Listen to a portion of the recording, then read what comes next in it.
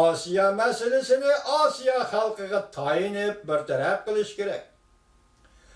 Asiya'nın bexatarligini Asiya halkı özüre qoğdışı lazım. Demek demekçi? Amerikan Asiya'da qoğlap çıkarma demek. Bu digerlik Asiya'nın işlerinde Asiya halka karar verişi gerek digerlikte. Sünyan hanımın da görsen. Növbeti Cungo Amerika'nın Asya'da kekep çıkarıp yetişke tehe izlenmedi. Yani onun yoşurun yumu geçirana aşkarı şuarı aylan durmadıydı. O mandatıda Cungo özünü Asya'daki çoğun devletle bir saplaydı. Amerika Cungo'nun siyasi düzümünü ve çeklemelerine emel kılış gerek deyip oylaydı. Sünyan mandatıda. Növbet aleti Cungo Amerika, Cungo birleşip başkuruş. Aletine kabul kılın. Demek rehberlikimin elip birsen kabul kılman davatıdır Cungo.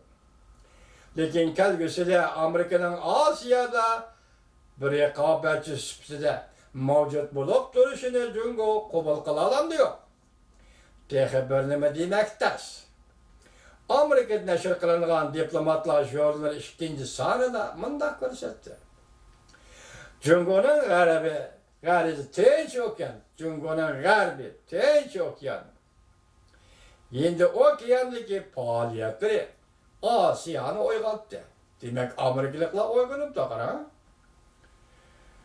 Cungo'nun garibi Tinç Okyan ve Hindi Okyan'daki faaliyetleri Asya'nı oygattı. Cungo'nun etrafında köp taraflı karşılaşış, fonksiyisi kuruldu.